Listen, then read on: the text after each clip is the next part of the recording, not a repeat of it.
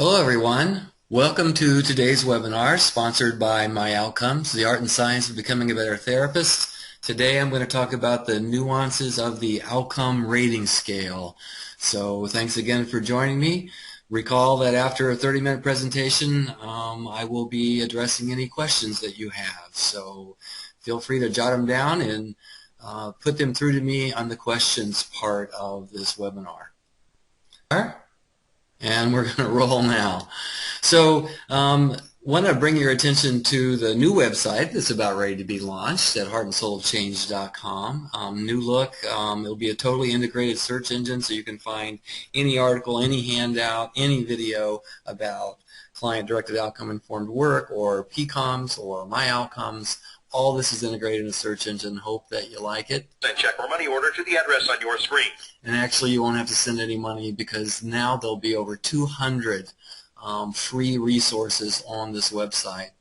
Also, I want to call your attention to the Heroic Agencies listserv. Come together right now. A place for people to come together from all over the world who have an interest in these outcome-informed, client-directed ideas, as well as the Partners for Change outcome management system, as well as My Outcomes, a place that people can get together and talk about their stage of implementation or any relevant topic. We're on a mission from God. And of course, that may be a bit of an overstatement, but we have been on a mission since the very beginning to privilege the client's voice in all services they receive, to make them full partners, bring them into the inner circle of mental health decision making. And of course, that's what My Outcomes is all about, and that's what started this whole process off. One last thing here, I want to mention to you about the Train the Trainers, the winter getaway in West Palm Beach at the end of January. You might want to check that out if these ideas are exciting to you and you would like to become a certified trainer, or just help people get on board where you work in your agency. What's up, Dad? So I want to talk a bit today about the nuances of using the ORS. There's a lot more to it than it looks. It's kind of a paradox in one way. It's a very simple, feasible 4-item scale that only takes a minute to do for a client to fill out, but there's a nuance, a clinical nuance to using it to get the maximum feedback effect. So that's what I'm going to talk about. It starts with how to introduce the outcome rating scale, how to use the clinical cutoff actually to validate the client's experience, and the most important nuance is to making sure that the client's marks on the ORS, where they rate themselves on those individual subscales, is directly connected to the reasons for service as well as the experience of their life. Finally, I'll talk about ensuring that you get a good rating. It's essential that you do get a good rating because everything is based on that initial rating, the trajectories, the whole 9 yards. So it's very important that that aspect is attended to right from the get-go. Just the facts, ma'am. So we're going to talk about kind of the nuts and bolts of doing this and the actual clinical nuance of doing it. You know, all this stuff doesn't take very long. Takes less than 5 to 10 minutes per session to do the ORS, the SRS, all the clinical nuance, connecting it, all the things I'll talk about today. Doesn't take very long to do. So it's not an arduous task, but however, it is a task that to get the maximum feedback effect, to really be able to use the measure in a way that improves and enhances outcome, does take these simple kinds of things to be done by the therapist. You know, just to remind you again, kind of getting back that notion of privileging the client's voice, the ORS allows the client's voice to be at level with, at least at level with the therapist. You know, it levels the whole process out, hopefully even privileges the client's voice. It values local knowledge that the client brings over privileged knowledge and expert knowledge that the therapist brings. You know, it's available in multiple languages, I think 21 at this point.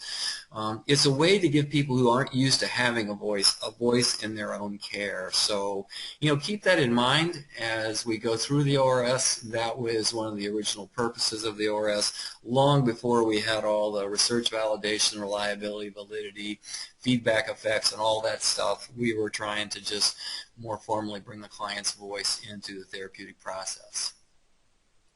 Of course, it all starts with the predictor, and since we're talking about the ORS today, the Outcome Rating Scale, the predictor that is a very robust predictor, in fact, the most robust predictor we have going, is that the client's subjective experience of change early in the treatment process predicts later success and also engagement in the service.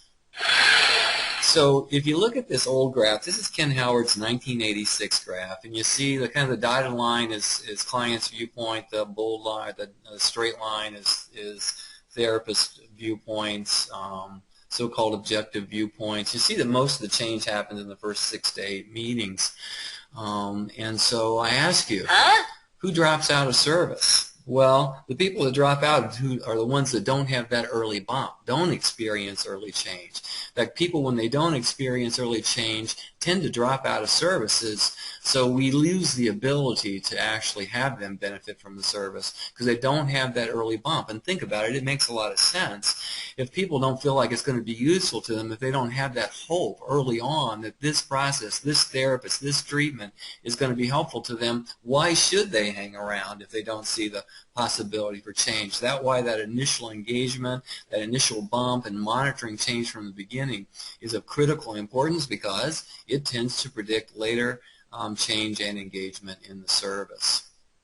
You may not be too keen on graphs, but I really like this graph because it really represents some fine work by Scott Baldwin and his group. And you know, if you look at that top graph, that's with the OQ45, and you know, as scores get lower, it means the client's getting better, and that's the trajectory of change you'll see almost in any population you'll ever look at.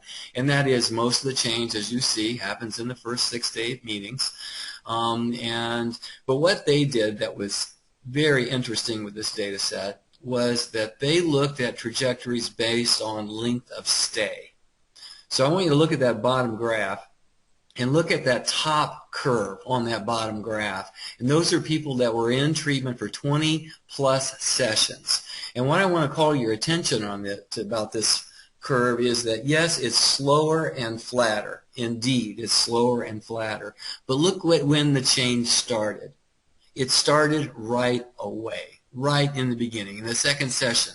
So regardless of how long people are in treatment, the early change provides us this early warning system to know whether or not the client is getting that early bump, feels engaged in the service, thinks the service is going to be helpful, and if they're not having that early change, we need to be worried about them very quickly. And of course, that's what the trajectory shows you in my outcomes. That's why we monitor the ORS with folks, because we can see right away whether or not they're benefiting from the service being provided, so we can do something about it if they're not benefiting. That's the fact! This early change thing is the rule, not the exception. You've heard me talk about these two studies before. I'm not going to talk about them much, but those are the graphs from Project Match, that huge alcohol treatment study, and also the Cannabis Youth Treatment Project. You see in both the top and the bottom graphs there that the change wasn't flat line and then an epiphany 12 months later. It started right away if it was going to start. So in Project Match there, you see 3 years of data. That's the bottom graph. But the change happened. People didn't wait 12 months and say, oh gosh, I think I'll address my drinking now. They addressed it in the first 3 to 5 weeks of treatment. So, you know, that's when we need to be worried if people aren't benefiting. And that's why we got to measure outcome. Here's the ORS as my outcomes depicts it. As you can see, it's true to form. It looks like the paper and pencil ORS. It's given at the beginning of each visit. The client clicks on the scale, and there are 4 10-centimeter lines and adds up to a total score of 40. So the client has a score somewhere between 0 and 40. We'll talk about what those numbers mean here in a little bit. But as you can see, it's a very simple process, whether it's paper and pencil or otherwise. But this allows us to get a read on whether or not the client's having that early bump or whether or not they're having that early change, and that gives us the high sign that we're on the right track, and we can continue what we're doing with them. And conversely, if they're not having that early change, it lets us know so we can do something different. Now, the first thing you got to know about the ORS is that it ain't this. This is the YOQ. All outcome measures except the ORS are these problem symptom lists on a Likert scale, where you just check mark how frequently you're having these problems or symptoms. Now, there's nothing wrong with these measures, so don't get me wrong. I'm not saying that. I'm just saying that the ORS is not this. It's not something you can just flick in front of the client and have them fill out, and that's all there is to it. So in one sense, the feasibility of the use of the ORS makes it very quick and not laborious like this particular measure and other outcome measures, but at the same time, it takes us making sure that it remains relevant to the work. So I'm not quite sure what I was trying to depict with this particular picture in terms of its difference with other outcome measures, but think about this. The meaning of the ORS is constructed with the client. It goes from a general look at the client's overall distress, because that's what the ORS measures. It measures client distress. All outcome measures load on that single factor primarily. Client distress accounts for most of the variance of all outcome measures, not just the ORS, but the OQ, the symptom checklist, the Beck Depression Inventory, whatever you want to say, whatever measure you want to look at, that's the factor most of them load on. So it goes from this general look at client distress to a specific representation of the client's experience and reason for service. Now that sounds a lot more complicated than it is, but nevertheless, we want the ORS to specifically relate to this client in our office right now. And that's the beauty of a general measure like the ORS, is that we can fine-tune it to represent not only what the client's talking about in their lives, but where we're going to see change happen in the therapy service that we are delivering. So because of that, because it goes from that general to specific, because we have to relate it to the client's experience in our office now, not on this checklist of 45 items or more on a Likert scale of problems, it does require some nuance and skill in application. So, what we mean by co-constructed with a client, we have to make it relevant to the work that we are doing with the client. It has to have meaning from the client's understandings of his or her own life. So it doesn't matter how someone else rates it, it matters how the client rates it as it relates to their reasons for service and the descriptions of their lives. Now, the process starts with kind of creating a culture of feedback right from the first contact. So I don't know if that's you in your agency, whether you make your appointments or whether an intake person does or whether, office manager, office staff kind of folks, but we need to be letting people know right from the very beginning what they're in for when they get to the center for the service. We work a little bit differently. We want to know sooner rather than later whether or not you're benefiting from the service. We want to know if it's not helpful so we can change it up and do something different, or it may mean that the person that you're working with is not the right fit for you and we'll get you to see somebody else. We ask people to fill out a couple of brief forms. One kind of looks at whether or not you're benefiting and the other looks at whether or not the service is a good fit for you. Is that something you can help us out with? You know what? I said that to a lot of clients, and I've never had a client say, Barry, that's the worst idea I've ever heard in my life. I don't care how you treat me, and I don't care whether I benefit from the service or not.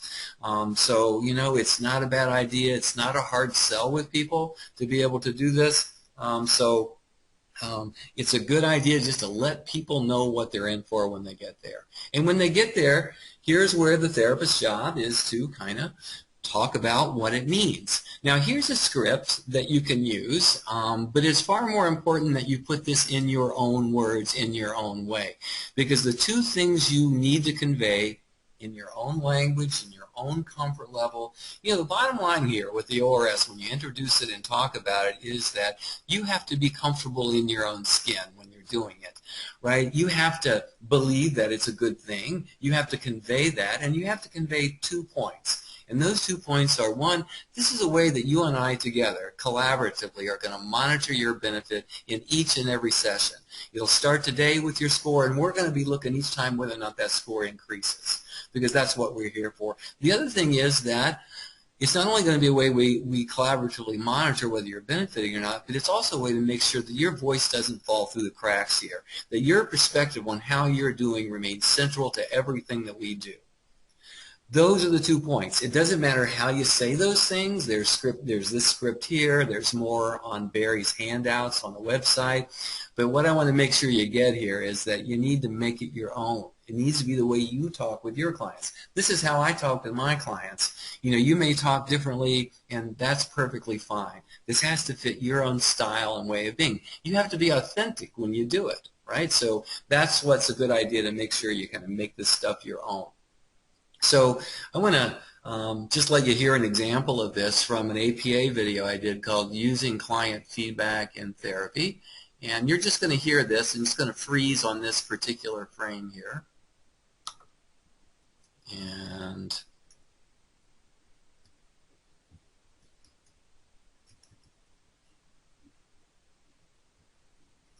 give me a second here.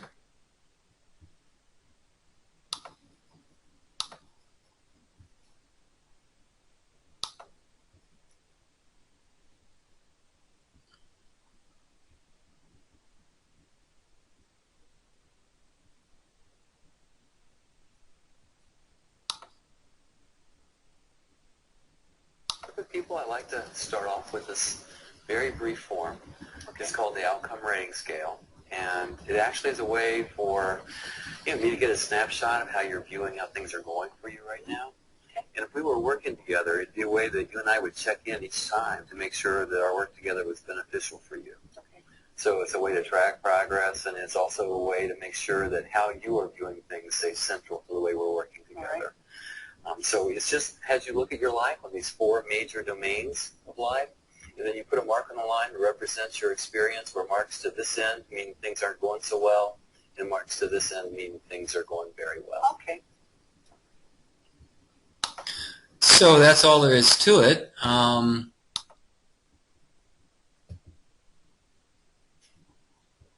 And those 2 points are conveyed. You saw me, kind of do it, not in exactly the same way that I did from the script. The point is to make it as much your own as possible. And with the ORS, you want to, do whatever it takes for the client to be able to understand this. I mean, you can't over-explain it. It has really high face validity, so most clients get it right away, and they do it, in less than a minute. It takes most people to take the ORS. But, if people aren't getting it, do whatever it takes to help them understand it. Remember, if they don't understand it, you're not going to get a good rating. So if it takes me 5 extra minutes in the first session or 2 more minutes in the second session to make sure they get it, it's time well spent, because those are the numbers that are going to matter in terms of whether or not we see progress or not. Sorry about this. I don't know why, but my PowerPoint keeps freezing. So bear with me a little bit.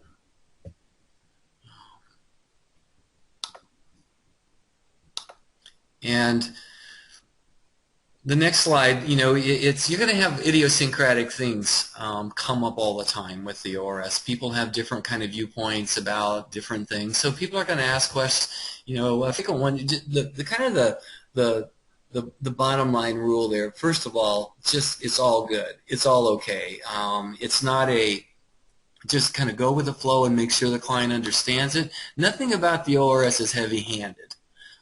Everything is a light touch, so whatever it takes to get people to understand it is perfectly fine. One thing you'll see when people come in is, they'll start to rate the interpersonal line. They say, well, gosh, Barry, I get along great with my kids, but my husband is a jerk, and I'm having a lot of conflict with him.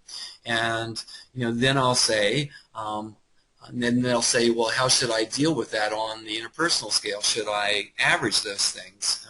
And the answer would be no. Are you here to talk to me about your relationship with your partner and the troubles you're having there? Yes, I am. I would like for you to rate that scale according to what you're here to talk to me about. Same way with, one that comes up often is kids on the school scale.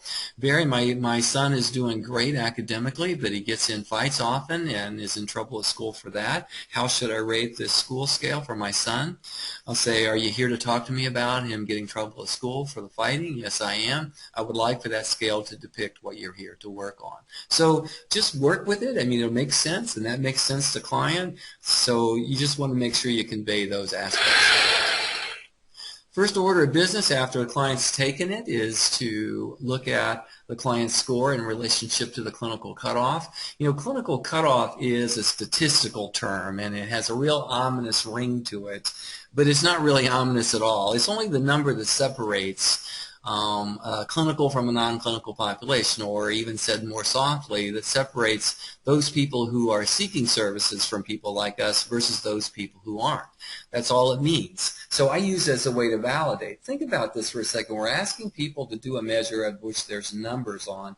We need to let them know what those numbers mean and then verify that with their experience. They're the final arbiter of what it means, so we check it out.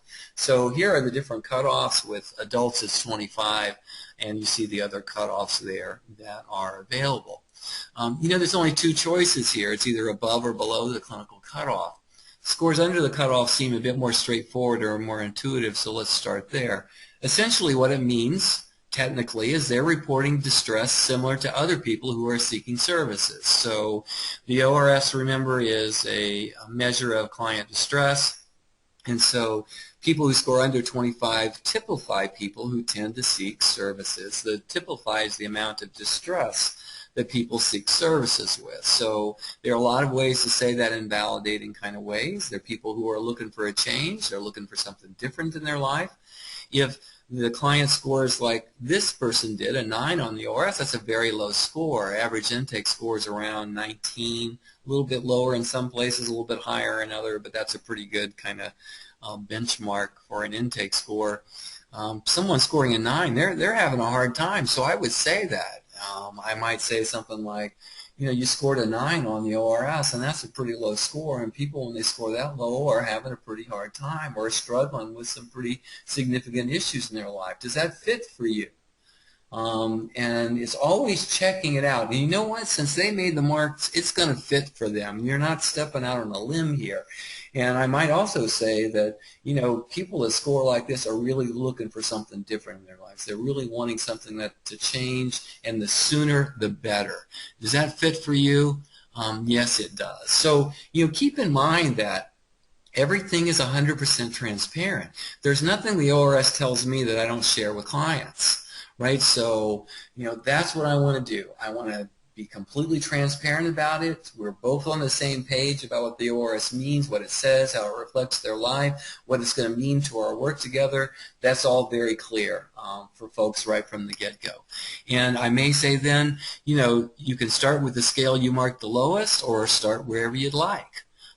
Clients rate the scale the lowest that they're there to talk to you about 99 out of 100 times. So if they mark the interpersonal scale lower, they'll start telling you about family conflict or relationship conflict. If they have one of the other scales lower, it'll be applicable, and you'll see that 99 out of 100 times. If you are a member of the member site, you'll see the 2 introductory ORSs that I have there with actual clients. Happens that way almost all the time. So that's what you want to make sure you convey with the cutoff. I really don't return to the cutoff except if the client transcends it during the therapy, and I'll say, you remember that score we talked about in the very beginning that differentiated people who are seeking services from people who aren't?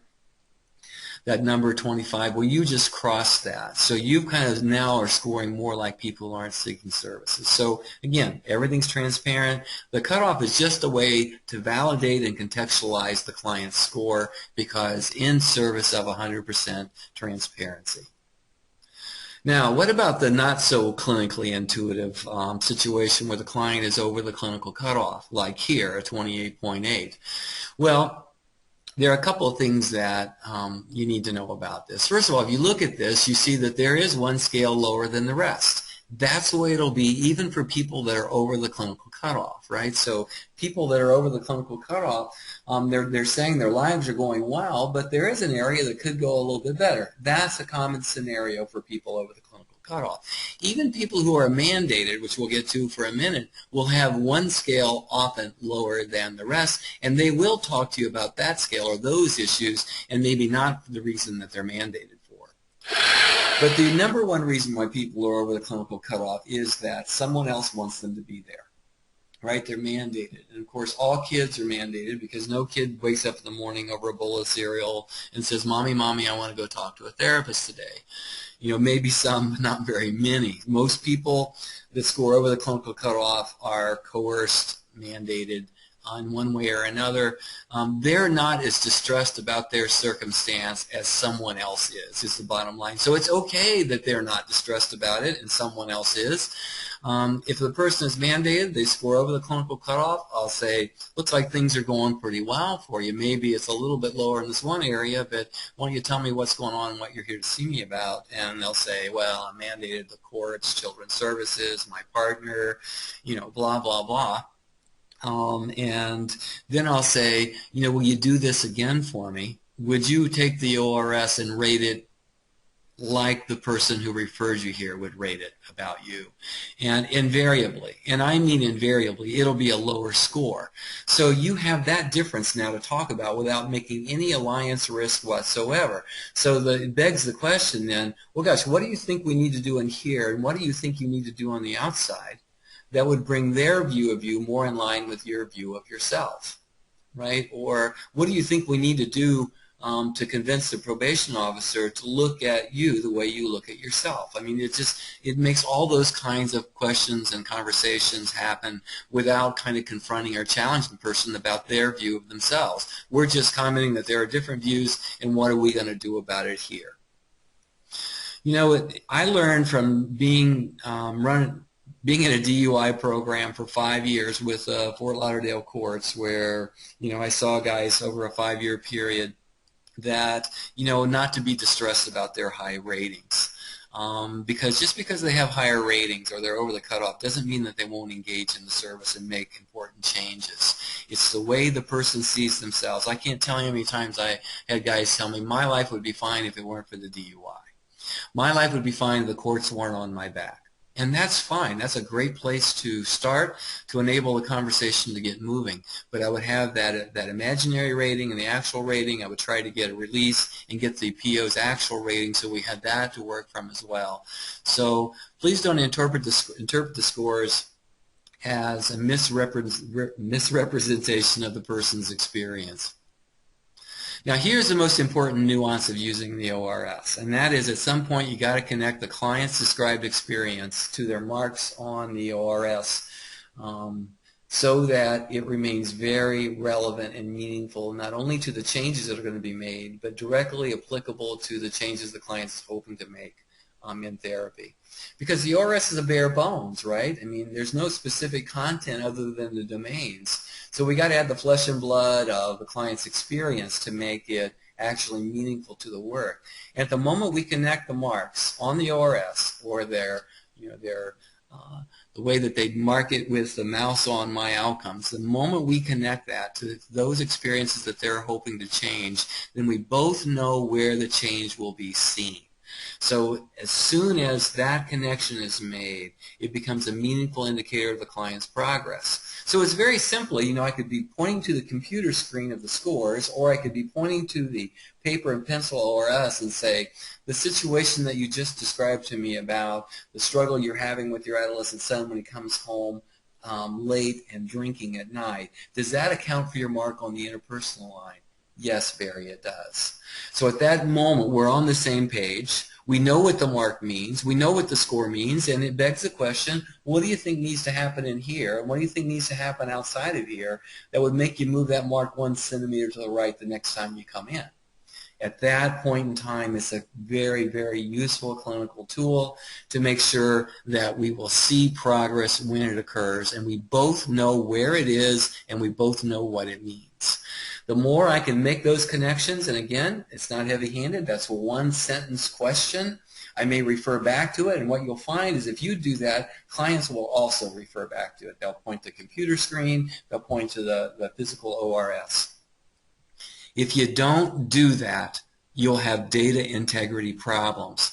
If it's not relevant to the work, it'll become an emotional thermometer, and the ORS is not an emotional thermometer. It's not how the client feels that day based on the events of the day or the day before. It's how they're doing since the last time they saw you, relevant to the reasons for service. That's what it needs to represent, or you're going to have a lot of data integrity problems, and all your clients are going to look like they have, rapidly progressing bipolar disorder or something wild like that, because their scores will go up and down relevant to what's happened to them recently. And you got to make sure that doesn't happen, and the way you prevent that is to make sure the client's experience is connected and the reasons for service are depicted on the ORS. The last thing I want to talk about in terms of data integrity is you got to make sure you got a good rating. And let me tell you this, 35 to 40 on the ORS in the first session is not a good rating. That is a 1 in 1,000 occurrence, and people usually when they score 35 to 40 don't understand the measure, number one, or they're blowing it off. Right, so you got to make sure you don't want to enter a score of 35 to 40. You want to do a do-over in that session. You don't want it to go to session 2. You want to take care of it in session 1. And it's really not that hard to do. You may wonder why I have a picture of Angelina Jolie there.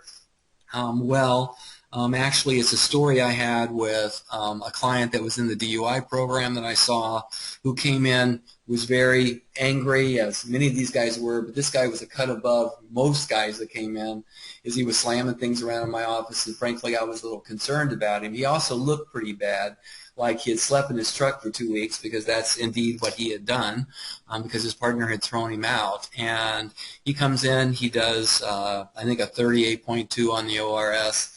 And I said, wow, looks like things are going really well for you. And he kind of grunted at me. And I asked him if he would do the ORS again for me from the perspective of the probation officer. And he told me he didn't give a flying F what the probation officer thought. And we kind of went on from there. And after a while, he kind of figured out I wasn't there to jump down his throat about the DUI. And I found out that his life wasn't going so well. In fact, his partner had thrown him out. He was about ready to lose his job. And he was in a lot of trouble. And really was hurting over the loss of the relationship. So I just picked up the ORS and I said, Daryl, you rated the ORS like you spent last week in Hawaii with Angelina Jolie, but yet you're telling me now that your life couldn't get much worse. Help me understand that. And he told me he just blew off the ORS. I asked him to take it over, and he did. And he scored a 16 point something, and then we had a good rating on the ORS. All you have to do when you get a 35 to 40 rating, don't confront. That's not what this is about at all, right? You may comment on, looks like things are going really well. You can catch a lot of them now, and they could say, well, no. And I said, well, and then I might have to re-explain the ORS. But if they kind of go with that, as soon as they bring up something that does not corroborate their score, you just bring it up. Just help me understand, where do I see this problem that you're talking to me about now on the ORS? And I've had clients say, oh, is that what that's for? Or, a variety of different responses where they didn't really understand what the ORS was about. All you got to do is, where the struggle you're telling me about now, where do I see that on the ORS? Scores from 35 to 40 are a 1 in 1,000 occurrence in a population that's not in therapy. We just don't see our lives as going that well, so we have to make sure that we take care of that in the first session, because as you know, everything is based on that first session score, whether or not we know whether they're progressing, their trajectories, and my outcome. So it's quite critical that we get a good rating, for data integrity's sake. In general, in a general outpatient population, you're going to have somewhere between 20 and 30% of people score over the clinical cutoff. If you have a lot more than that, you may want to look at your data integrity about that. Although if you are in a mandated program, you're going to have a higher percentage than 20 to 30% score over the clinical cutoff. So that's some of the nuances of using the ORS. Sorry for some of the little freeze glitches. And we'll see now if you have any questions. You can just type them in.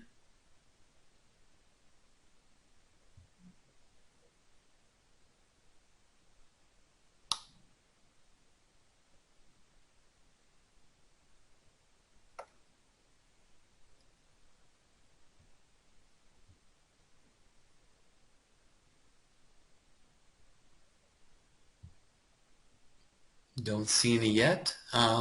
Just to say a bit more about data integrity. I mean, there are really three things to look for in terms of data integrity. One is the percent of clients that come in over the clinical cutoff.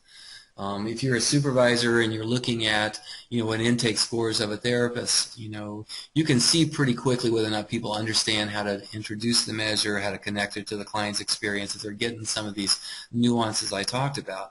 One of the red flags would be a lot of scores, a lot of initial scores over the clinical cutoff. So you might need to talk to the therapist about how they are introducing the measure. Any score between 35 and 40 is suspect in terms of the client not understanding it, which will really skew your data in a negative way.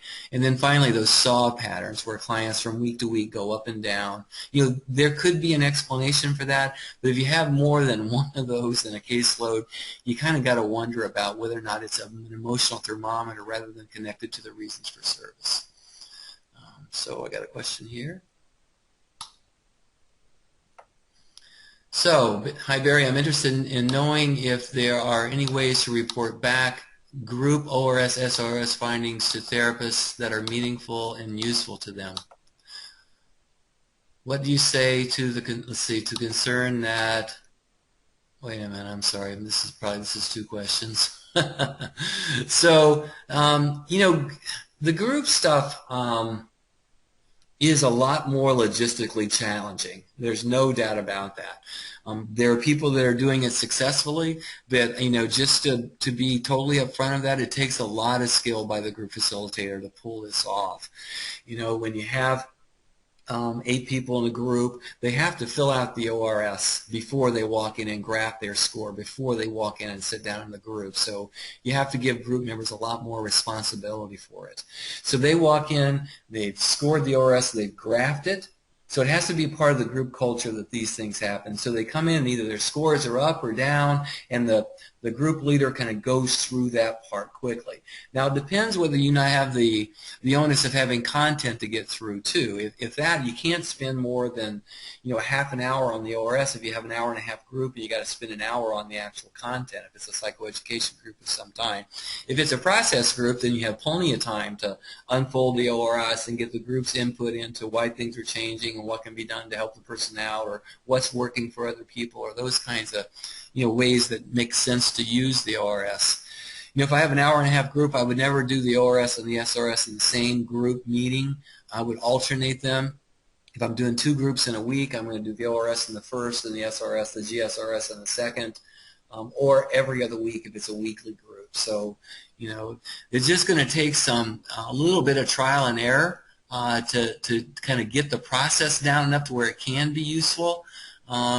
Because, just because of the logistics involved with so many people. But the main issue there is that you got to give group members a lot more responsibility because the therapist can't add up 8 scores and graph them and make it any way meaningful. It'd just be too time demanding and quite pressure filled for the therapist. So that's the main thing I can say about that.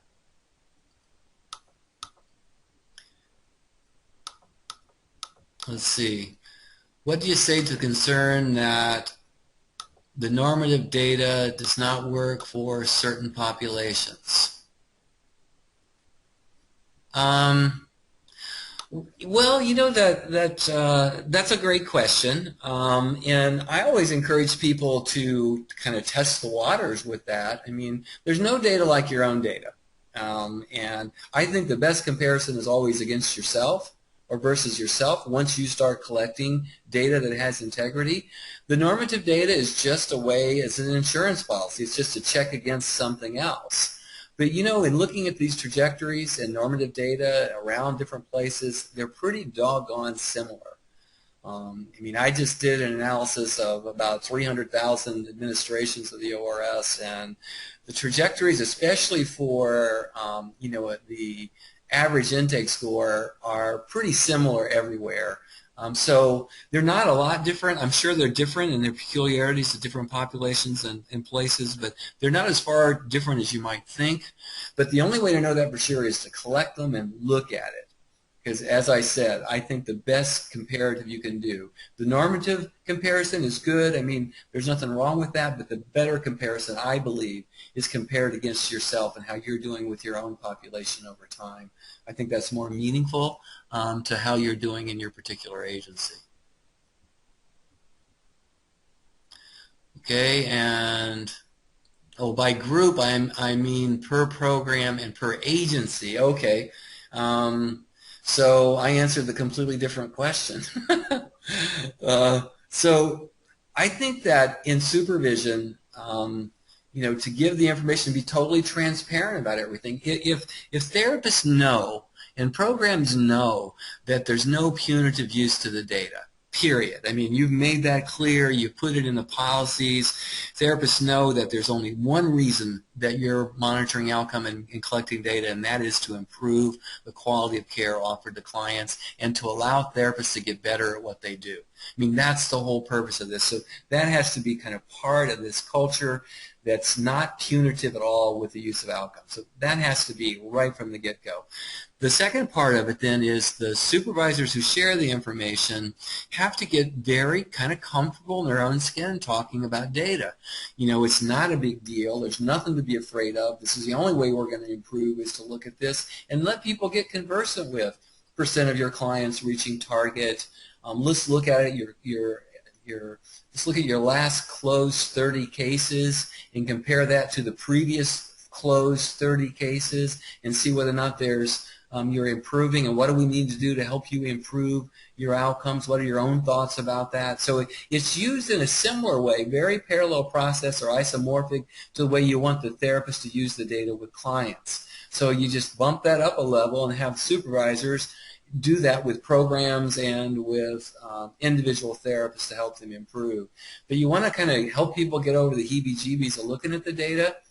There are many ways to understand the data that aren't that complicated. I know you can look at those normative comparisons and effect sizes, but there are easier ways to talk about it than that. One being the percent of clients reach target. Another would be percent of clients that reach reliable and clinically significant change. Another might be just a plain pre-post effect size compared to this closed 30 cases to the previous closed 30 cases. So the more that people just become comfortable talking about the numbers and the data and what they mean in terms of improving care, I think that that's the best way to communicate this, and everything is transparent. There's no hidden agendas. It's all to improve, raise the bar of everybody's performance. Remember in the Norway feedback trial, 9 out of 10 therapists improved their outcomes with feedback. So, we got pretty good data suggesting that therapists can benefit from doing this. Let's look at this. Just look in the mirror and, kind of face the reality of the situation. Probably it's not going to be as bad as some people fear it to be, but the only way to get better is to know where you are now. And if that attitude is conveyed without any punitive kind of, underpinnings to it, I think therapists can get on board with the whole process. Hi Barry, my program, Addiction Service, has a lengthy intake assessment process which often takes up the first few sessions. Holy cow. How do I deal with this given that those first few sessions are so important for client engagement?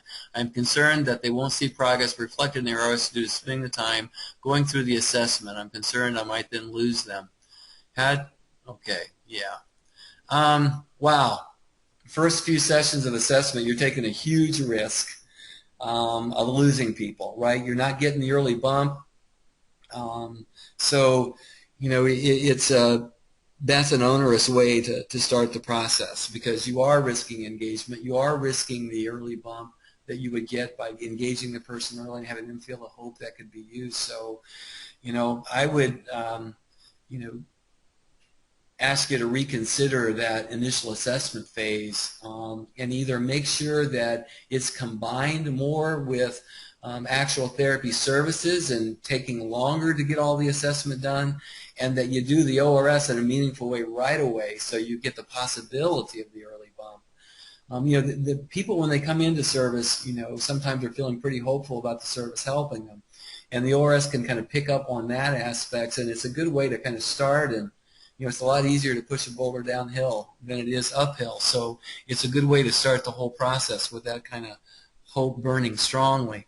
But if you're kind of, pouring water on those flames by continuing to do assessment and not connecting it to what the person is there to change, you're really risking one, the person not engaging in the service, and two, the early bump not actually happening. So your concern, I think, is definitely a valid one, and I would encourage you to, with yourself and your colleagues and the administrators, talk perhaps about how to make that less an onerous process for clients. How do you ease therapists' concerns about being measured and their outcomes being used as a performance measure? Their outcomes should not be used as a performance measure. Absolutely not. If people want to have it be a performance measure that they use outcome measures, that's one thing. I think that's perfectly fine. But you cannot use outcomes as a performance measure. It will completely ruin and spoil the idea. It will kill the spirit of it. It will encourage competition and probably even cheating. So, you know what? Anybody that I license the measures to use, I tell them they can't do that. And in fact, it'll ruin it for everybody else if they do. So you really got to disabuse administrators from the idea that they can use ORS scores as performance measures to give raises or to be punitive in any way to therapists. That's not what it's designed to do. It's designed to help everybody raise the bar of their performance. It's designed to allow people to know how effective they are so they can institute strategies to improve their performance. It's not to be used in a punitive way. In fact, I feel very strongly about that it's not the way to go. Please, if I'm the one who's licensed the measures there, if I would not want them, I would revoke the license if I'm the one that licensed the measures there. It cannot be used punitively for all the reasons I'll do. Why? I mean, it's hard enough to get therapists to do it. If they think they're going to be nailed for it, why would they do it? And that's not the purpose. Are there any templates out there for taking agency and per program data and generating them into a user-friendly report for counselors, clients, funders, management, so for larger organizations? There definitely are. I mean, there are different ways of doing that. I have my own favorite key performance indicators. My outcomes, collates and puts all that together away and analyzes it in a very nice way. The only thing that they don't do that I think is also good is, one, a pre-post effect size. I think is an easier thing to understand rather than a normative comparison effect size. And two, the percent of clients reaching reliable and clinically significant change. But both of those things you can do with Excel and add to whatever My Outcomes is able to put together. So, I think that My Outcomes already offers what you could do to put together a user-friendly approach, but I think you also could have a way of doing it in Excel as well that would allow people to kind of see what the results are. The basic things you're looking for are average change per client. So if your change is more than 5 points, you're doing pretty darn well because that's the reliable change index on the ORS. 2, the percent of your clients that either change 5 points and or cross the clinical cutoff. That's a pretty good indication of how well you're doing. The percent of your clients that reach that 50th percentile trajectory, which My Outcomes provide, is a very good key indicator of performance. So all those things are not that hard to understand. I don't think the normative comparison effect size, is that user-friendly. Most clinicians don't know what effect sizes mean, so that probably is not as meaningful. But those other performance indicators that I miss as key performance indicators are ways of doing that. Can you tell people where to add questions? Pam just asked for it. I don't think it just asked for it. Tell people where to add questions. I don't know what that means. Sorry. What is the latest evidence for validity of ORS? How does it compare to OQ45 or OQ30?